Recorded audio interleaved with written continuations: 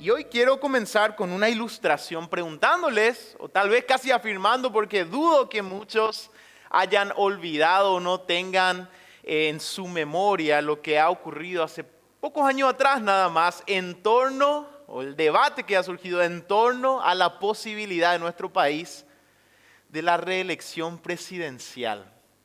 Un debate que resultó incluso en conclusiones trágicas.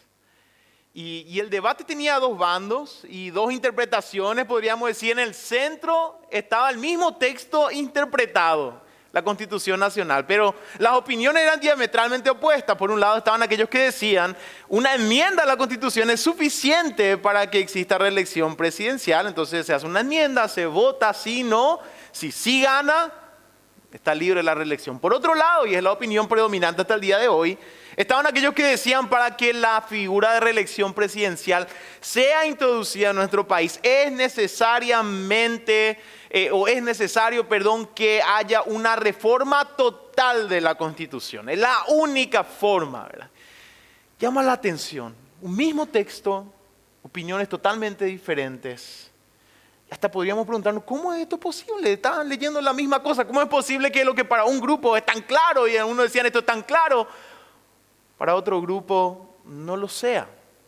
Ahora, cuando llevamos esta circunstancia al ámbito de la fe y esta realidad nos hace pensar y reflexionar en qué poder tienen nuestras motivaciones internas o presuposiciones a la hora de interpretar algo, no solamente un texto, sino las realidades de la vida misma, ¿verdad? Y cuando llevamos esto al plano de la fe, ocurre algo muy similar. En mi caminar como pastor, desde la peluquería hasta un lugar donde estoy esperando para hacer un trámite, si yo llego a entablar una conversación y enseguida digo, si me preguntan qué hago y digo soy pastor, bueno, enseguida escucho opiniones y he escuchado de todo tipo de opiniones acerca de la Biblia, de la fe, de Dios, y algo llama poderosamente mi atención. Parece ser que en el ámbito de la fe, la mayoría de las personas piensan que hoy hay una tendencia a que es como un derecho que en el ámbito de la fe cada uno pueda tener su opinión. Y yo soy pastor. Vos sabés, pastor, vos sos pastor, me dice una vez. Yo no creo en esto o aquello. Para mí que es esto, para mí que es así o asá. Y pareciera ser que en el ámbito de la fe está permitido pensar, opinar, tener la idea que sea. Sin embargo, justamente en esta área hay un problema con eso de simplemente imponer nuestras presuposiciones y motivaciones previas. ¿Por qué? Porque en esta área Dios nos ha dejado una propuesta demasiado concreta.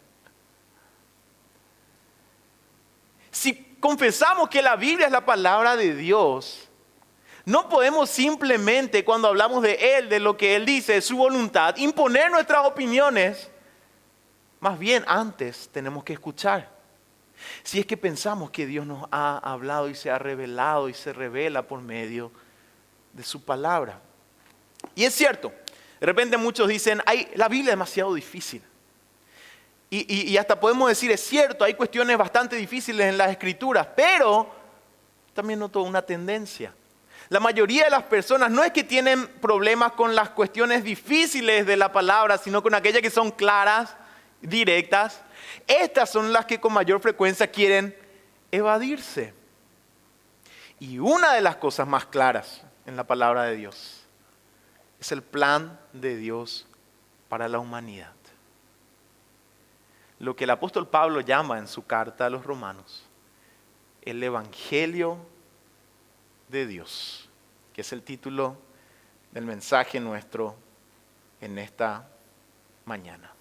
El domingo pasado vimos el capítulo 1, versículo 1 de Romanos, la presentación de Pablo, y él había dicho que él, por Dios, había sido apartado para el Evangelio de Dios. Y en los versículos 2 al 7, él describe este Evangelio.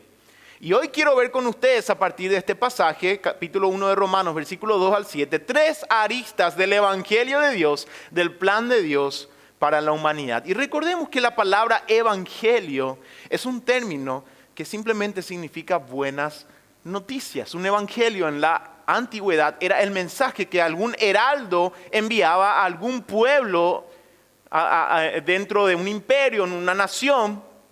El heraldo era enviado con este mensaje.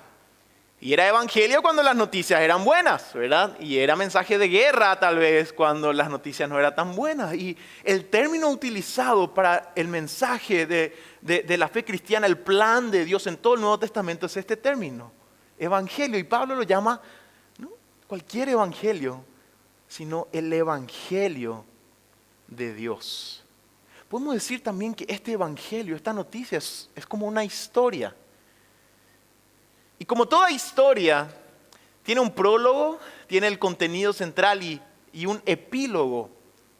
Y quiero estructurar el mensaje en esta mañana de esta forma, hablarles del prólogo del Evangelio a partir de este pasaje, del contenido central del Evangelio y del epílogo del Evangelio. Así que vamos a ir a la palabra y leer nuestro texto, Romanos capítulo 1, versículos 2 al 7. Recordemos que al final del versículo 1 Pablo decía que él estaba apartado para el Evangelio de Dios que, dice la palabra, él había prometido antes por sus profetas en las Santas Escrituras. Acerca de su Hijo, nuestro Señor Jesucristo, que era del linaje de David según la carne, que fue declarado Hijo de Dios con poder según el Espíritu de Santidad por la resurrección de entre los muertos. Y por quien recibimos la gracia y el apostolado para la obediencia a la fe en todas las naciones, por amor de su nombre, entre las cuales, decía Pablo a los romanos, estáis también vosotros, llamados a ser de Jesucristo a todos los que estáis en Roma, amados de Dios, llamados a ser santos. Gracia y paz a vosotros, de Dios nuestro Padre y del Señor Jesucristo. Aquí leemos la palabra del Señor. Y vamos entonces a nuestro primer punto, el prólogo del Evangelio.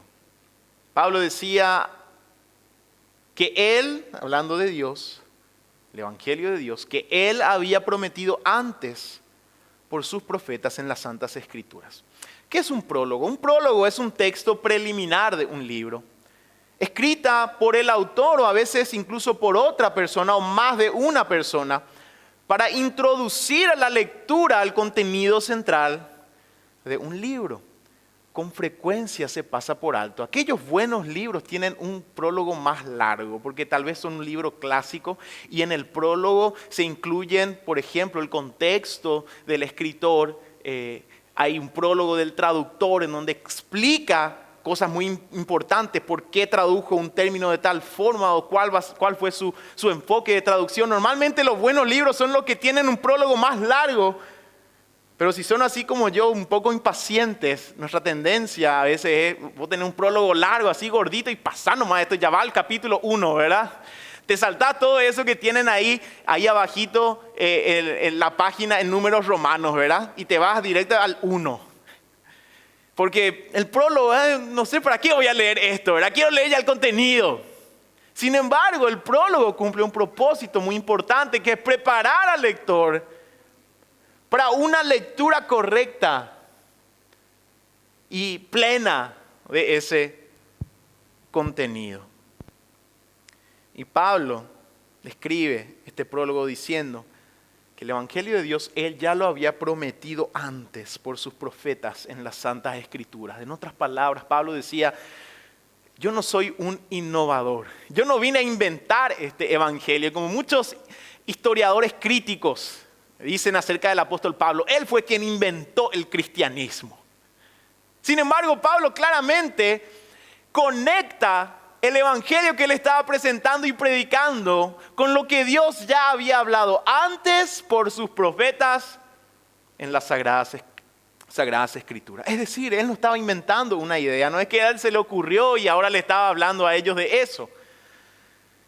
Llamativamente en el mundo siempre ocurren estas cosas. Alguien que roba las ideas de otros. Muchos de ustedes sabrán o reconocerán el nombre de Alexander Graham Bell, que es conocido como el inventor del teléfono. Dice que en el año 1876 él patentó lo que hoy nosotros conocemos como teléfono, tal vez de una forma muy rudimentaria todavía en ese entonces, pero cumpliendo el mismo propósito, conectando a alguien que está acá con otra persona que está tal vez a kilómetros de distancia y pudiendo establecer comunicación. Lo que muy pocos saben es que en 1860, más de 10 años antes, un inventor italiano llamado Antonio Meucci había patentado la misma idea, pero él lo había llamado el teletrófono y lo patentó de esa manera, pero no renovó la patente.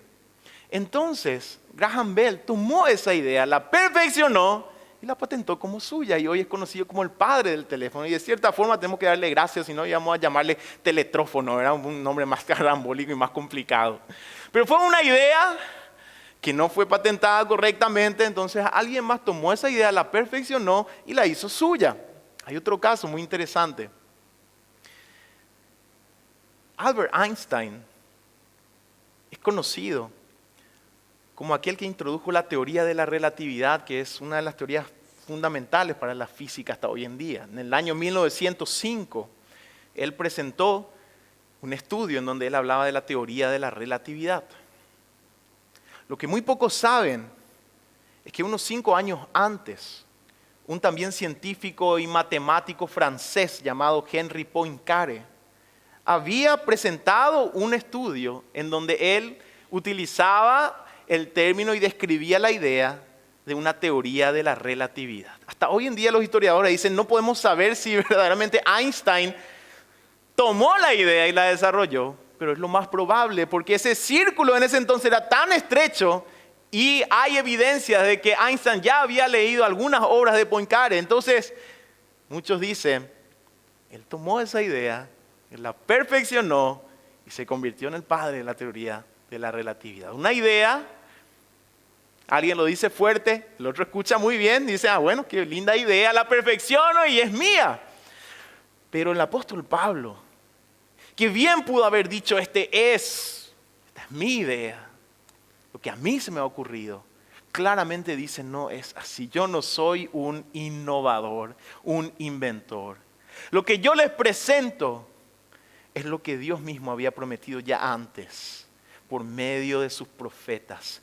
El evangelio de Dios no es una idea nueva, es el cumplimiento de lo que Dios había prometido por siglos atrás. El evangelio tiene un prólogo y este prólogo es el Antiguo Testamento, que es la preparación necesaria para recibir y comprender el evangelio.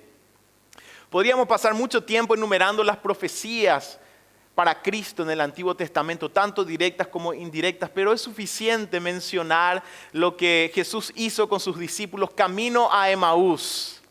Y lo tenemos en Lucas capítulo 24, 27. Fíjense lo que ocurrió. Dice, comenzando el Señor desde Moisés, la ley, y siguiendo por todos los profetas, les declaraba, dice, que en todas las escrituras,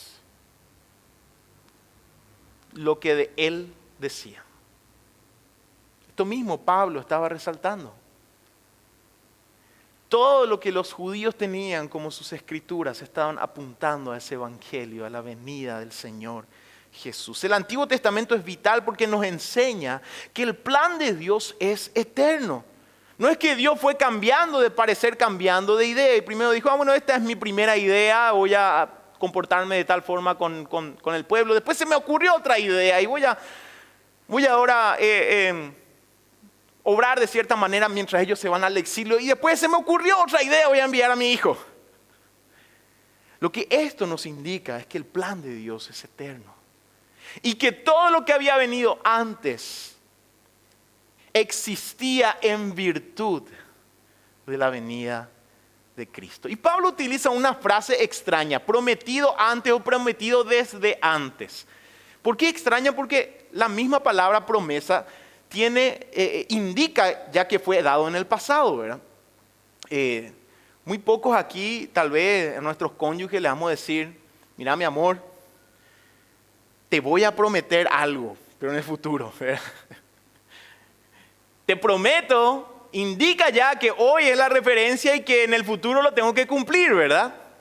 Pero Pablo dice prometido antes o desde antes. Sin embargo, esta frase es muy significativa porque él tiene el sentido de indicar que desde tiempos inmemorables o desde siempre el Señor planeó esto en Cristo Jesús. Es como que Pablo está diciendo, para esto se escribió el Antiguo Testamento, desde tiempos inmemorables todo apuntaba a este Evangelio de Dios. Es más, podemos agregar, es por medio del Evangelio que aquel prólogo finalmente tiene sentido. Lutero decía, el Evangelio nos da acceso a todo el Antiguo Testamento. Y a mí me ocurre también eso. Como le dije, mi ansiedad ya de pasar el prólogo, de ir directamente al contenido, pero cuando el libro es tan bueno, parece que ahí te dan las ganas de leer el prólogo, ¿verdad? Porque querés saber, te quedaste tan impactado por el contenido del libro que querés saber más. Y ahí yo me suelo ir al prólogo, ¿verdad? Y a saber cómo fue, en qué momento, en qué época escribió esto. Y leer lo que otros tal vez describen acerca del autor. De esa manera también el Evangelio nos arroja la luz para poder comprender verdaderamente cuál era el propósito de Dios en el Antiguo Testamento. Así que el Evangelio tiene un prólogo, no nació de la nada. Es decir, esto también nos apunta a que nosotros no podemos simplemente imponer nuestras ideas, porque Pablo decía que Dios había prometido por sus profetas en las Santas Escrituras, elevando así el valor de la palabra escrita de Dios. En las Santas Escrituras Dios había hablado, lo que nos indica que hasta hoy Dios nos habla por medio de su palabra escrita. No podemos imponerle nosotros nuestras opiniones en primer lugar. Tenemos que escuchar a Dios en primer lugar. Muy bien, ahora vamos entonces a la parte central, al contenido del Evangelio. Pablo escribía que este Evangelio es acerca de su Hijo, nuestro Señor Jesucristo, que era del linaje de David según la carne, que fue declarado Hijo de Dios con poder según el Espíritu de santidad por la resurrección de entre los muertos. Jesucristo, Jesús Mesías. Esto significa Cristo, Mesías, el ungido, el enviado, el prometido. Jesús, Mesías, Señor nuestro. Esto es el Evangelio, el mensaje de salvación, el sentido de la historia. El foco, el centro, la esencia del Evangelio es una persona. No una fórmula, no un sistema religioso, no un tratado filosófico. Una persona acerca de su Hijo, nuestro Señor Jesucristo. El plan eterno del Padre ha sido y es que lo conozcamos a Él por medio de Jesús. Jesús decía a sus discípulos, en Juan capítulo 17, versículo 3, esta es la vida eterna, que te conozcan a ti, el único Dios verdadero, y a Jesucristo, a quien has enviado. Hermanos, el Evangelio no es un compendio de 4 leyes espirituales. No es un sermón titulado ¿qué es el Evangelio? Con versículos ordenados de forma sistemática. No es una fórmula de cómo ir al cielo después de morir. Todo esto es parte de la presentación de nuestro mensaje, de su lógica, de su argumento. Pero en esencia, no lo olvidemos, hablamos de una persona acerca de su Hijo, nuestro Señor Jesucristo. No olvidemos, hermanos, que según la Biblia, el cielo no es principalmente un lindo lugar donde vamos después de morir. El cielo es en esencia estar con Cristo. En la cruz, el Señor estaba, recordaremos la escena, con uno de los ladrones a su lado, quien le dice, Señor, acuérdate de mí cuando vengas en tu reino. Y el Señor, ¿qué le dice? El Señor no le dice, tranquilo, hoy mismo vas a estar en el paraíso disfrutando de una escena espectacular. Lo que el Señor le dice a este hombre es lo siguiente, hoy estarás conmigo en el paraíso. Eso es lo que define el resto, conmigo. Jesús le dice a sus discípulos cuando Él anuncia su muerte en Juan capítulo 14, versículos 2 al 3. En la casa de mi Padre muchas moradas hay. Si así no fuera, yo os lo hubiera dicho. Voy pues a preparar lugar para vosotros. Y muchos podrían decir, wow, esto es el cielo. Y si se me toca a mí elegir mi terreno en el cielo, quisiera uno con un arroyito al lado, ¿verdad? O algunos dirían con una linda vista y montañas celestiales. Pero el Señor sigue diciendo lo siguiente: si me fuere y os preparare el lugar, vendré otra vez y os tomaré a mí mismo. ¿Para qué? Para que donde yo estoy, vosotros también estéis. No se trata de las moradas o las mansiones o lo bello. Todo eso existe en virtud de que el creyente va a estar con su Señor. Pablo, hablando de la vida y la muerte, decía a los filipenses en Filipenses 1:23, porque de ambas cosas, vida o muerte, estoy puesto en estrecho, teniendo deseo de partir. Y no es que él dice y de ir ya a disfrutar de ese oro y bañarme en el oro del cielo y los diamantes y jugar con los diamantes. Su deseo era partir y estar con Cristo, lo cual es muchísimo mejor. Él no quería un descanso nada más ya de la vida agitada que tenía. Su deseo era estar con Cristo. Una hermana nuestra, en su lecho de muerte, luchando con el dolor, sus últimas, casi últimas palabras, en medio de su dolor fueron: abrázame, Señor Jesús.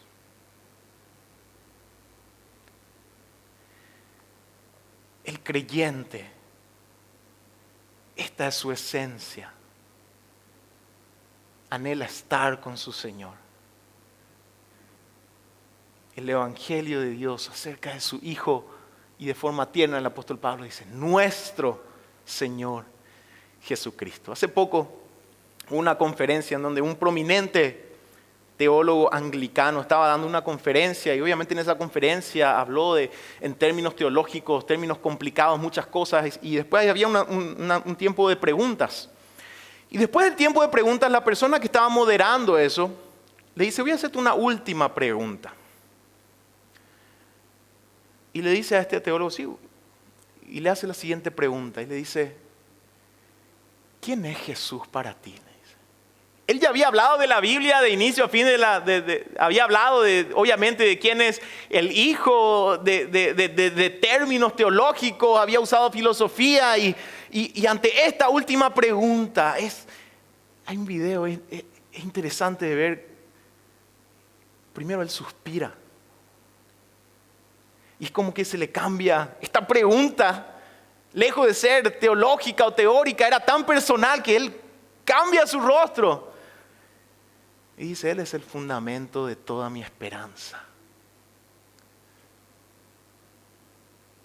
Es la razón por la que todo es. Es mi Señor y mi Salvador.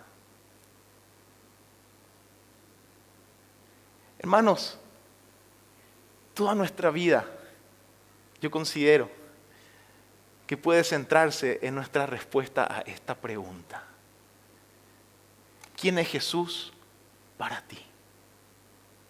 ¿Quién es? Algunos responderán: fue un hombre, creó un movimiento. Otros dirán: es lo que yo aprendí, mi regla moral. Pero aquel que ha tenido un encuentro con el Señor, yo creo que difícilmente no ha de emocionarse ante la misma pregunta: ¿quién es Jesús para ti? Y Pablo decía: nuestro Señor. El centro es Jesús. Y después Pablo sigue describiendo al Señor. Y veamos su descripción. El primero dice que Él es el Hijo. Lo primero que dice es que es el Hijo de Dios, apuntando a la eternidad del Hijo. Después dice que es del linaje de David según la carne, lo cual resalta una vez más las promesas cumplidas para el pueblo de Israel, en Cristo, en su Mesías, del linaje de David. Y Pablo usa el término carne para indicar la existencia humana, transitoria, débil, frágil. Pablo estaba apuntando a que la misión de Jesús como el enviado a la vieja era, aquella era afectada por el pecado, según la carne significa que vino a tomar nuestro lugar. Y Pablo después decía, ni a Cristo lo conocemos más según la carne, aunque antes lo conocimos. Porque Él vino a tomar nuestro lugar. Y llama la atención la omisión de la cruz en esta presentación del Evangelio de Dios de Pablo. Pero en esta frase, según la carne, esto está implícito. El Señor dijo a sus discípulos lo siguiente en Lucas 9:22, hablando de quién era el Mesías que había sido prometido a Israel. Él decía, es necesario que el Hijo del Hombre padezca muchas cosas y sea desechado por los ancianos, por los principales sacerdotes y por los escribas, y que sea muerto y resucite al tercer día. Cuando Pablo decía que Jesús vino según el linaje de David, según la carne, estaba indicando, Él vino a tomar nuestro lugar y el Hijo del Hombre tenía que morir. Pero sigue describiendo Pablo al Hijo y dice, fue declarado Hijo de Dios con poder, según el Espíritu de Santidad por la resurrección de entre los muertos. Esto apunta a la exaltación de Jesús como Señor. Fue declarado, no quiere decir que ahí comenzó a ser Hijo de Dios, como algunos dicen. Recordemos, lo primero que dice de Jesús Pablo es que Él es el Hijo. El Evangelio de Dios acerca de su Hijo. Más bien, esto apunta a que la resurrección, por un lado, nos quitó las vendas. Por otro lado, coronó la obra de Cristo por nosotros. Significa que Jesús introdujo una nueva era que reina como nuestro representante en las primicias de la resurrección que nos espera. Nuestro sumo sacerdote celestial, como lo dice Hebreos 7:25, por lo cual puede también, refiriéndose a Cristo, salvar perpetuamente a los que por Él se acercan a Dios, viviendo siempre para interceder por ellos. Hijo de Dios con poder. Este es el contenido del Evangelio. El Hijo de Dios, el eterno Hijo de Dios, quien tomó nuestro lugar según la carne, viniendo del linaje de David según las Escrituras y estando en la carne murió por nuestros pecados según las Escrituras, pagó nuestra deuda, quien resucitó al tercer día por el poder del Espíritu, inaugurando una nueva era, un nuevo pacto, quien reina para siempre e intercede por nosotros, y quien volverá para juzgar a los vivos y a los muertos. Pero Pablo lo decía de una forma tan tierna, nuestro Señor Jesucristo, mi Señor, mi Salvador. Y yo puedo decir también, mis amados hermanos, que el Señor me ha llamado al ministerio para proclamar que este Jesús, a quien Pablo encontró, o que se encontró con él camino a Damasco, es el mismo Jesús que nos llama hoy, que te llama hoy a rendirte a Él. Nuestro Señor Jesucristo. Pasemos a nuestro último punto y vamos terminando. El epílogo del Evangelio. Pablo continuaba diciendo, y por quien recibimos la gracia y el apostolado para la obediencia a la fe en todas las naciones por amor de su nombre, entre las cuales estáis también vosotros, llamados a ser de Jesucristo. A todos los que estáis en Roma, amados de Dios, llamados a ser santos, gracia y paz a vosotros de nuestro Padre, de Dios nuestro Padre y del Señor Jesucristo. El epílogo es la última parte de una obra. Normalmente no tiene relación, pero no es que añade algo central al contenido central, pero tiene relación con este. A veces habrán visto aquellas películas de la vida real, termina ya la película y hacia el final salen algunas letritas en donde nos cuentan qué pasó después con los personajes dentro de la película. Fulano después de tantos años hizo esto. Mengano murió a los tantos años. Así. Ese es el epílogo. Y por el poder del Evangelio y lo central del Señor, existe un epílogo que nos incluye a todos nosotros. Luego de describir el centro del Evangelio, el Hijo de Dios, Pablo añade un y en el versículo 5. Y, el epílogo. Y él mismo se incluye en el y diciendo que como resultado de ese Evangelio tenemos el apostolado por gracia, el llamado de Pablo. Y el resultado del Evangelio es la obediencia a la fe en todas las etnias. Y el resultado del Evangelio es por amor a su nombre. No una obediencia fría. El resultado del Evangelio es amor en aquellos que son tocados por Él. Y el resultado del Evangelio es que incluso en Roma, la capital del imperio, había aquellos que eran llamados a ser de Jesucristo. El resultado del Evangelio es que en Roma estaban aquellos amados de Dios, llamados a ser santos. Y el resultado del Evangelio es gracia y paz para todo aquel que está en Jesús. El Evangelio de Dios, el mensaje eterno del Creador para nosotros, que no vino de la nada, sino fue prometido en las Escrituras del Antiguo Testamento y es acerca de su Hijo, nuestro Señor Jesucristo, quien vino según la carne del linaje de David para tomar nuestro lugar, quien fue declarado Hijo de Dios con poder por la resurrección, es decir, reina para siempre, intercede por nosotros y ha llamado y llama a personas para que den testimonio de Él, para que aquel que cree en Él reciba gracia y paz.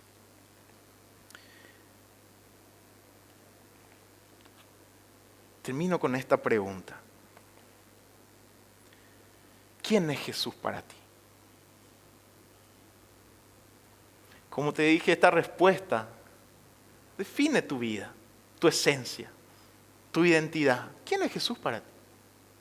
Parte de tu rutina, tu costumbre, de tus ideas, de tu moral.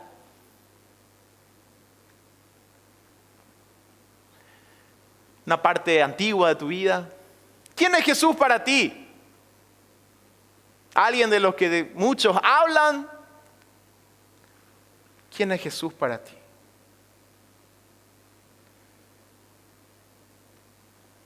Nuestro Señor, decía el apóstol Pablo. Esta es una pregunta cuya respuesta puede definir la eternidad. ¿Quién es Jesús para ti? Recordemos, el cielo de la palabra de Dios no es el lindo lugar donde nos vamos después de morir, es estar con el Señor. Por lo tanto, ¿quién es Jesús para ti? Y define tu identidad eterna. Te invito a que puedas inclinar la cabeza, cerrar los ojos y te animo a que puedas hacerte esta pregunta. ¿Quién es Jesús para ti?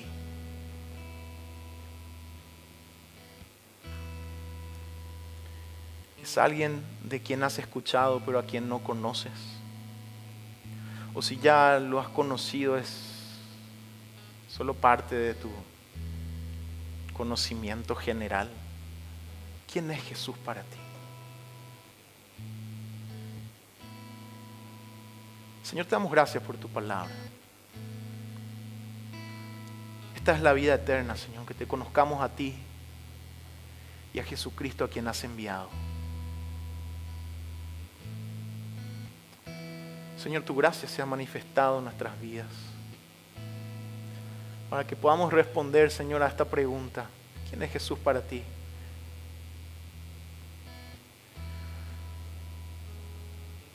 Diciendo que eres nuestro Señor y Salvador, el amante de nuestras almas, nuestro Dios amado, nuestra porción, nuestra herencia. el clamor de nuestro ser, quien nos sostiene y nos levanta, quien nos llena de gracia y amor y de paz. Oh Señor, cómo quisiera que todo aquel que hoy está escuchando este mensaje pueda tener ese mismo encuentro, Señor, que el apóstol Pablo tuvo camino a Damasco, que muchos de nosotros hemos tenido en algún punto de nuestras vidas y nos transformó completamente para poder responder, no como académicos a esta pregunta, sino como aquellos que hemos sido tocados verdaderamente, Señor, por tu gracia y tu paz. Señor, queremos ser aquellos cuyas vidas, palabras, acciones, actitudes reflejen este evangelio. Estas buenas noticias de que te has revelado en tu Hijo y llamas a todo aquel que está cargado y cansado a recibir esa gracia y esa paz que solo tú puedes dar en Cristo Jesús, nuestro Señor. Te alabamos por tu palabra, Señor. Y oramos en el nombre que es sobre todo nombre, en el nombre de nuestro Señor Jesucristo. Amén y amén. Que el Señor nos bendiga, amados hermanos.